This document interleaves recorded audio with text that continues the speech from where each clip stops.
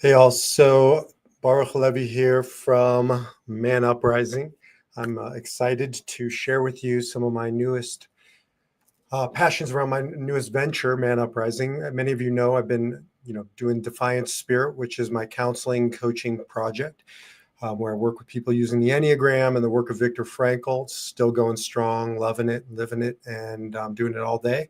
But I've moved into focusing on men's coaching, working with men exclusively in what I call Man Uprising. And it's for men rising up in the second half of life. Sometimes it's into the second half of life.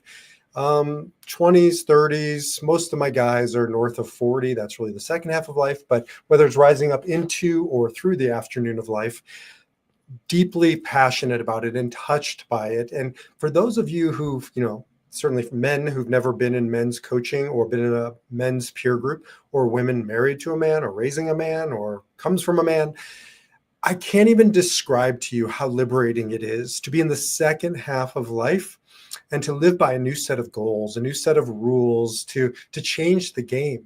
We get to this second half of life, and I see it with so many guys, we want to change. We long to change, but we don't even know where to begin. We haven't been given a rule book or a roadmap, at least not for the second half of life. Dr. Carl Jung says there's morning and there's afternoon, two phases of lives. And what works in the morning, the first half of life, not only doesn't work in the second half of life, it fails us.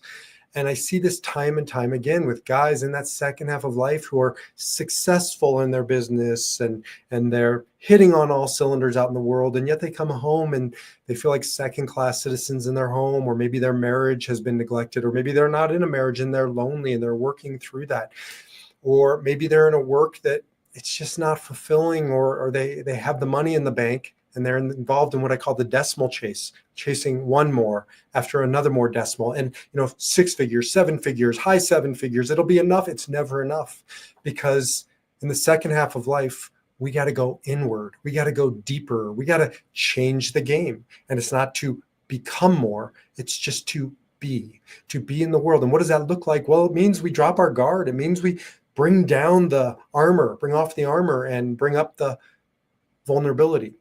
And that's what I saw in the Golden Bachelorette. Now, it takes a lot for me to come out. I mean, this is a coming out for me of sharing this with you. It's not easy. I've given my wife Ariella such a hard time for watching The Bachelorette that I said, no way in hell would I ever watch the Golden Bachelorette. And Ariella begged me and I wouldn't do it. I'm sorry, sweetheart. But my good friend, Chuck, who's a Man Uprising brother in one of my groups, he said, you have to watch this. He said, Chuck, I'm an Enneagram 8. I'm a challenger. I'm difficult, just like you be. And you need to watch this. And I was like, Chuck, there's no way I'm watching it, let alone ever imagining doing a podcast on it. And yet here I am. Why? Because after I pushed through the uncomfortable first episode or two, I started to realize this was not The Bachelorette, at least as I've been told. I swear I've never watched it. The Bachelor is the morning of life. It's dudes competing. It's a zero-sum game. Somebody's got to win and somebody's got to lose. And it's about, let's just be honest, getting laid. It's about the eye on the prize. It's about victory. It's about self-satisfaction and gratification and all those things, which are perfectly appropriate in the morning of life.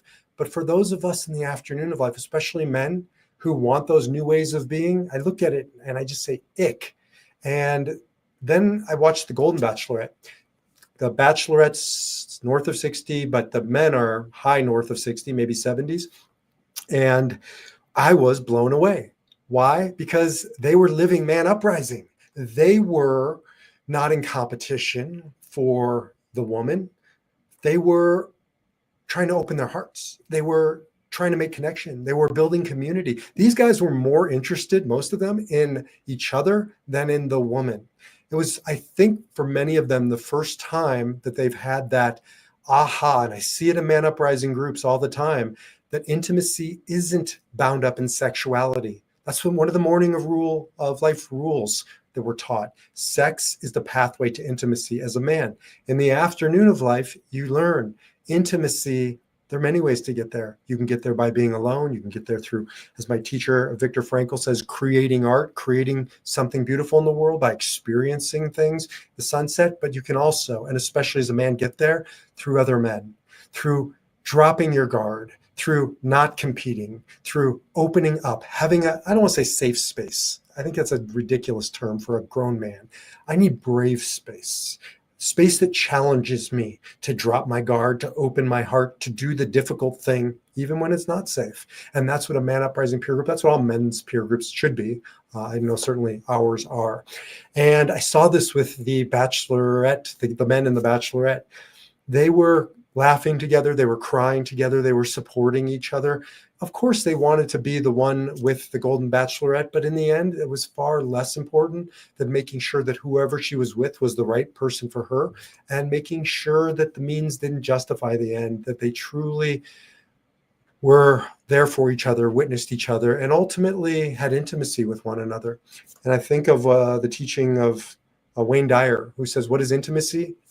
Into me see, to see and to be seen. And for a man in life, it is the hardest thing to allow myself to be seen.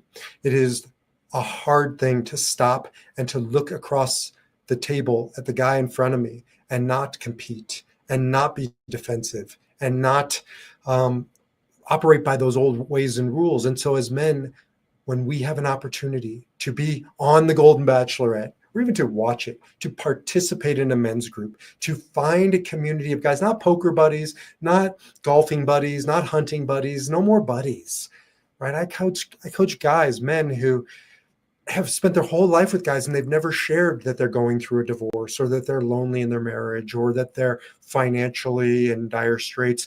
And I say to them, but they're your friends. And they say, yeah, but I can't tell them that, which begs the question, what is a friend?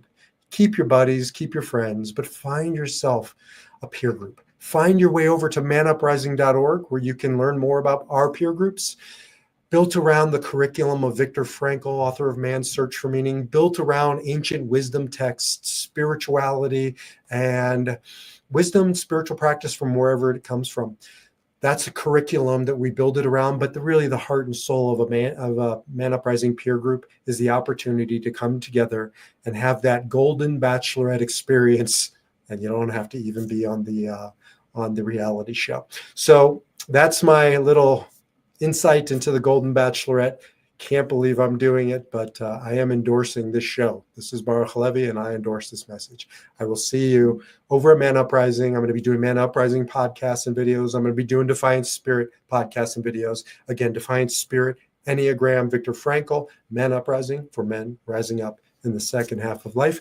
I will see you in the next video. Until then, rise up in the second half of life.